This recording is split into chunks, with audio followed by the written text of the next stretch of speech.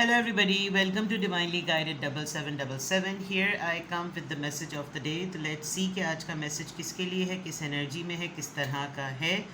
ये एक short video होगी. अगर आपने मॉर्निंग में देखी आपके लिए गाइडेंस है, और अगर आपने एंड ऑफ द डे देखी तो ये आपके लिए डे रिफ्लेक्शन होगा. मैसेज आपने वही लेना है जो लगे आपको अपनी सिचुएशन से मैच करता हुआ. टैरो में ये मैसेजेस आए हैं, सब आपने अपने ऊपर इम्पोज नहीं करने और इनकी बेसिस पर आपने कोई भी फाइनल डिसीजन नहीं बनाना. हमेशा आप अपनी प्राइवेट रीडिंग लें. डिस्क्रिप्शन बॉक्स में मेरा नंबर मौजूद है. ये बहरहाल मैसेज ऑफ द डे है, कहीं ना कहीं आपसे ज़रूर रेजोनेट करेगा. और अगर इसमें से कोई भी बात आपसे मैच नहीं करती तो इट्स ऑल ओके, बिकॉज हर रीडिंग हर किसी के लिए नहीं होती है. So without any further delay let's see कि what is the message of the day. What is the message of the day. Ten of Cups, Cancer, Scorpio, Pisces. Eight of Swords, Libra, Gemini, Aquarius.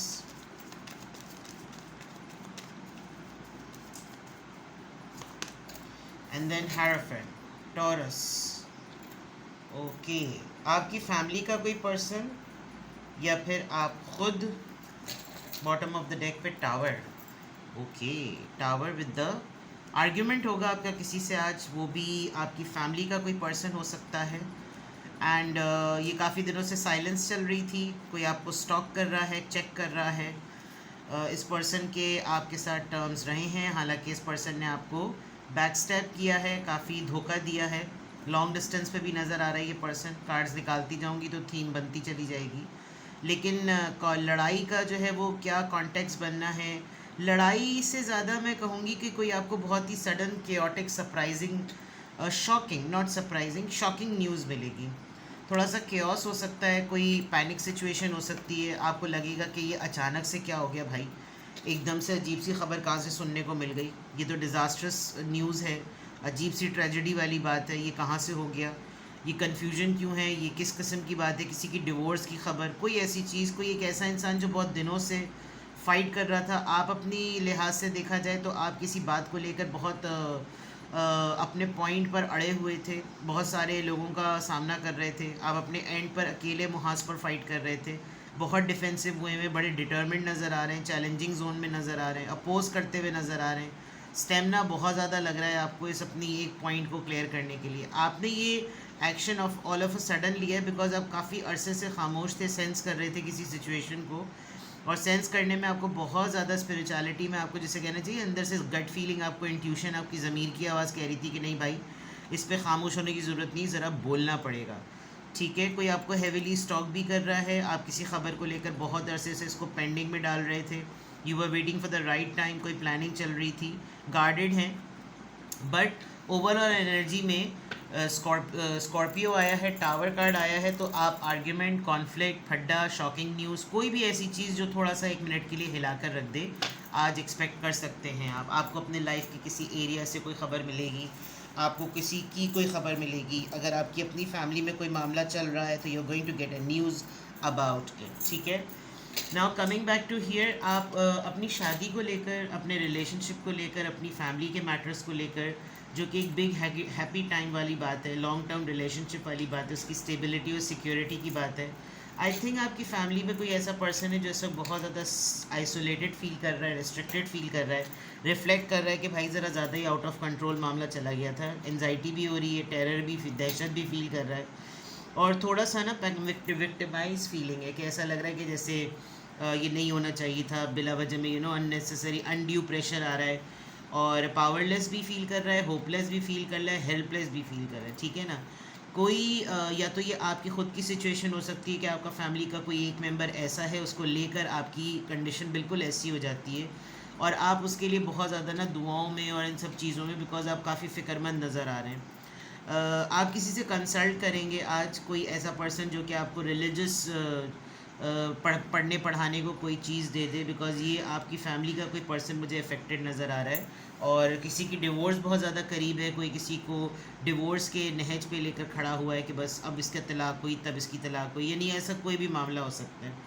Otherwise मैं देखूँ आप अपने family के matter को किसी को लेकर, मैरिड हो या अनमैरिड हो, आपको लग रहा है कि इस मामले ख़ास कोई चीज़ हो रही है.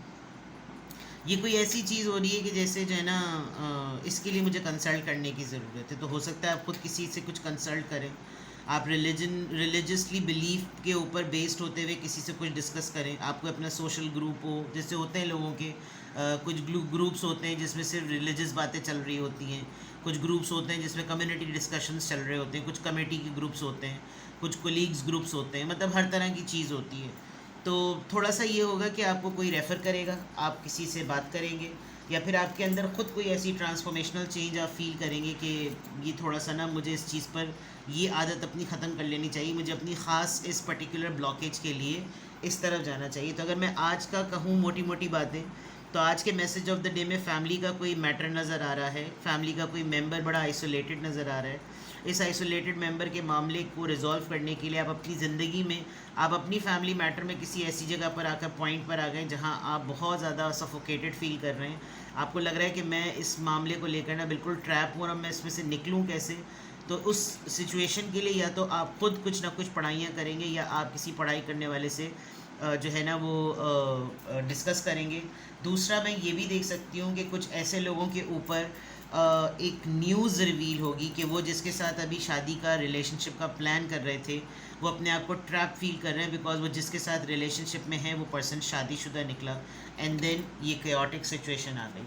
तो या तो अभी आपको ये रीसेंट पास में ख़बर मिली है, या आपको लग रहा है कि कोई आपके साथ इस तरह का गेम प्लान सेट कर रहा है, और आपको अब लग रहा है कि अब मैं तो बिल्कुल इसमें चारों तरफ से फंस गया हूँ या फंस गई हूँ, और अब मुझ पर या तो बम फटेगा या फिर मैं किसी के सर पर बम फाड़ूँ। यानी कुछ ऐसा मामला आज के मैसेज ऑफ द डे में नज़र आ रहा है। लेट्स सी के किस ज़ोडिएक साइन का किस ड्यूरेशन ऑफ टाइम का जो है वो इन्फ्लुएंस है।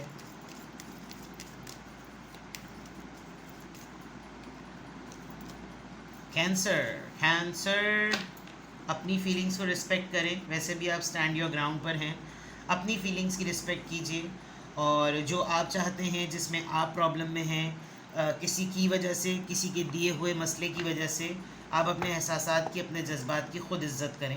कोई और आपके लिए नहीं खड़ा होगा, कोई और आपके लिए कुछ नहीं करेगा।